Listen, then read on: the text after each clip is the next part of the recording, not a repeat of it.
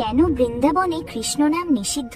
নন্দবাবা প্রহরীদের কঠোরভাবে বলে রেখেছিলেন কেউ যেন কৃষ্ণ নাম মুখে না আনে, কারণ গোপীরা যদি কৃষ্ণের নাম শুনতেন তবে বিরহে এতটাই ব্যাকুল হয়ে পড়তেন যে স্বাভাবিক থাকা অসম্ভব হয়ে যেত। রাধারানীর সামনে কেউ যদি কৃষ্ণ নাম উচ্চারণ করত তবে তিনি দিনের পর দিন মূর্ছিত হয়ে পড়ে থাকতেন।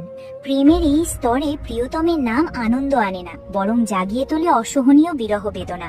তাই বৃন্দাবনে কৃষ্ণ নামের বদলে উচ্চারিত হতো রাধে রাধে।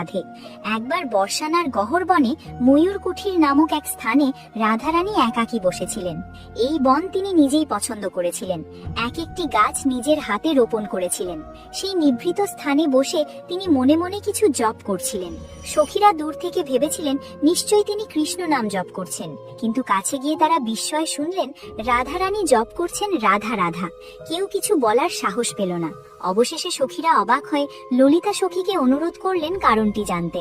ললিতা সখী তখন রাধারানীকে জিজ্ঞেস করলেন, প্রেমী তো সবাই প্রিয়তমের নাম জপ করে, আপনি নিজের নাম কেন জপ করছেন? রাধারানী মৃদু হেসে উত্তর দিলেন, আমি জানি এই ময়ূর কুঠিরে ময়ূরদের ভিড়ের মধ্যেই আমার শ্যামসুন্দর ময়ূর বেশে লুকিয়ে আছেন। তিনি এখানে এসেছেন শুধু আমার মুখে তার প্রিয় নাম রাধা শোনার জন্য।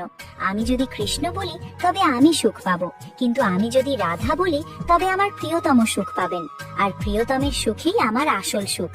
এই কথা শুনে সখীরা বললেন, প্রেমের মহারানীর জয়।